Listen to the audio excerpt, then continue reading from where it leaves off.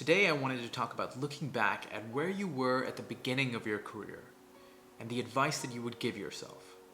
For many of us at any age, we have these expectations about where we want to be and what we want to have accomplished. But as you know, none of our journeys are the same. Some of us take longer than others to figure ourselves out, and that's fine. Or some of us choose unconventional paths, and that's fine. And often we're balancing various aspects of our lives and constantly trying to discover who we really are. So in this video, I wanted to help illustrate this with a letter that Richard Branson, one of the most admired entrepreneurs of our time, had written to himself on his 65th birthday to his 25-year-old self.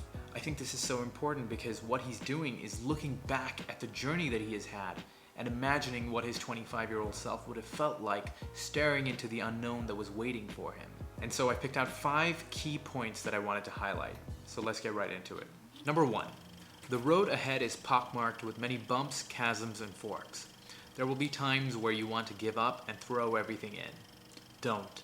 By turning challenges into opportunities, you will find success you never realized you were capable of achieving.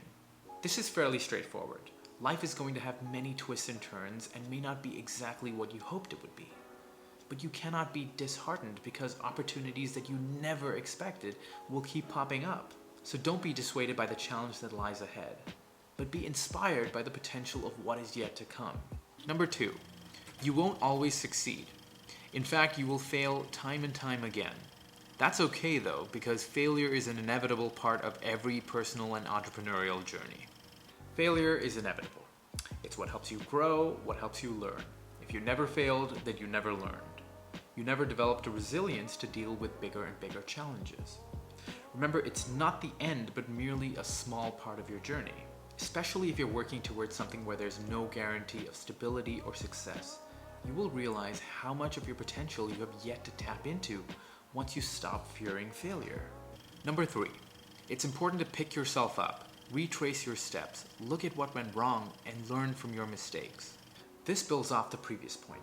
Looking back and doing some self-reflection is necessary to understand what went wrong and how you can improve upon it going forward.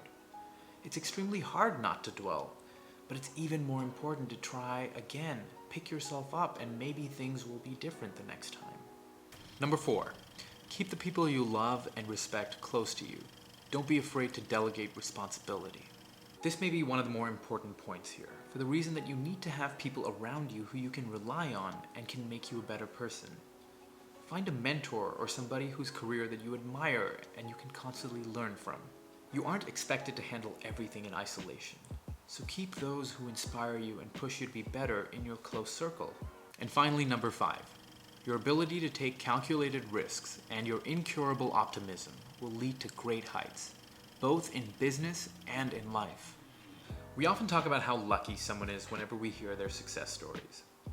But in addition to consistent hard work, there is an incredible amount of positivity and self-belief that is required in order to achieve great things. He also mentions taking calculated risks, and I implore you to not shy away from doing your homework and taking measured risks if you're motivated by the opportunity that something provides.